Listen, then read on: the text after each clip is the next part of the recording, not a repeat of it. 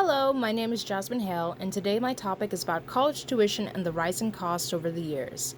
Adolescents aged 16 through 18 have always been asked the age old question, are you going to college? Some answer yes, others no, and some in the middle that aren't sure. There are a lot of reasons for teens to think twice about going to college. They don't know where to go or what major they should study, but one of the most common reasons is that tuition is too expensive to pay. You can get a loan to help pay, but in the end, student loans can rack up and cause a newly graduated student to go into debt. That is why college tuition is too high, and we can fix it in a couple ways individually and across the country. According to Scott Zimmer from the Salem Press Encyclopedia, observers created the bubble theory, which basically states that higher education is overpriced and students are paying more than what it's actually worth. Across the world, higher education in other countries are much cheaper and thus more accessible than in the US. Why is this? One reason being is that in other countries, citizens' taxes tend to be higher than that of the US. Those taxes are used to pay for many things, including college. Meanwhile, even with financial aid, students in the US have to pay more than double of the net price of tuition since the beginning of the 21st century, according to Preston Cooper of the Foundation for Research on Equal Opportunity. Another reason why tuition may be very expensive is due to the low funding from the states, which ties back to the taxes being different in the US than to the rest of the world. Because colleges couldn't adapt to the low funding, they had to maintain the budget by increasing the tuition. Another reason tuition is high is how the colleges are using the money. One source that's being paid a lot in larger institutions is athletics, including the coach's paycheck. According to Scott Zimmer, colleges can benefit from high-profile teams that do well, but they don't benefit everyone, and they can be very expensive.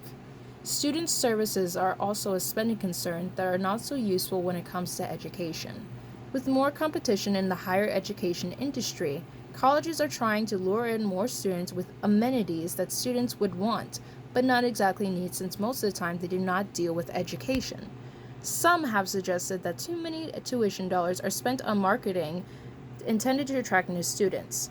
Golf courses, spas, and swimming pools built into residence halls are some examples of this luxury arms race colleges have made, which has reached a point where some colleges' recruitment brochures appear more pleasing and marketable to country clubs than to institutions of higher education. There have been studies that have shown that higher income students with lower grades tend to choose schools with extra student services over those that put a stronger value on academics. So how can we change this? How can we lower the cost of college tuition? There are a few ways for the individual and for the entirety of the United States. For the individual level, it will depend on how many grants, scholarships, or loans you can get based on your profile. According to College Rapture staff and an article, Unexpected Ways to Reduce the Cost of Tuition, there are a few common plans students can do in order to save money on college in the long run, one of them being the two-step option.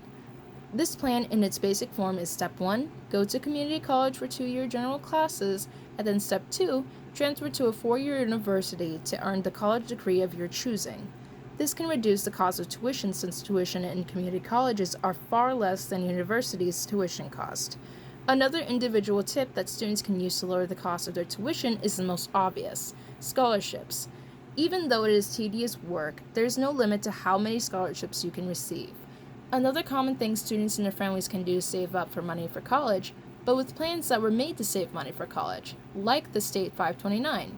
According to Caitlin Pitzker from their article How to Pay for College, a 529 is a college savings plan that grows tax-free and lets you skip taxes on earnings if you use the withdrawals for qualified education expenses.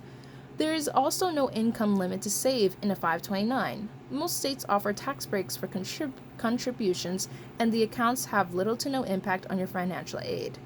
Now for the ways that the U.S. government could intervene and help lower the costs of college. One of the ways they could lower the cost of college tuition is by restricting access to federal student loans. According to Roger Ma from the article How the Federal Government Could Control College Costs, there was a study in 2015 by the Federal Reserve Bank of New York, and they found out that every $1 increase in the subsidized loan amount maximums led to a 60-cent increase in the original price of tuition, while a $1 increase in subsidized loan maximums led to a 40-cent increase in the price. And with more students taking out federal loans, the price of tuition will jack up as well due to the cost of the demand of federal loans. The government has two options: either have colleges not increase their original price above the consumer price index, which will cause either their students losing all access to federal student loans, or students or colleges would need to pay the tuition prices above the allowed price by themselves. The other option is to remove federal loans altogether to cause a significant decrease in demand. This will then make colleges go at a recommended price so they don't go out of business. Another way that the government could lower the cost of tuition is to remove the benefits of tax exemption status from colleges. According to Roger Ma, some of these benefits include access to tax-deductible donations, cheaper financing, a minimal tax payments. All of these benefits give colleges places where they don't need to spend much money on compared to other things the colleges are spending on, like the amenities and student services. The government could give limits to the tuition price and can threaten to take away the college's tax exemption status if they go over.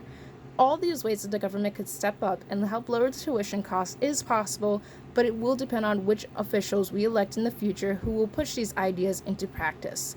Now that we know a few key reasons why college tuition is going up and how we can lower it ourselves and go through the government, what will you do now?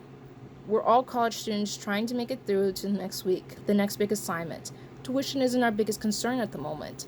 Most students this time of year are more concerned if they pass a class or not, and that dreadful final exam.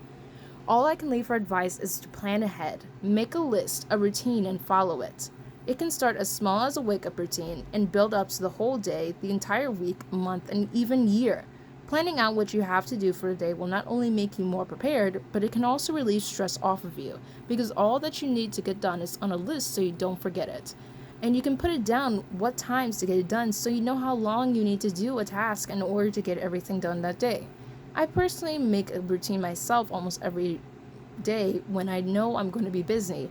And even though it's not perfect, it just means there's room for improvement. Thank you.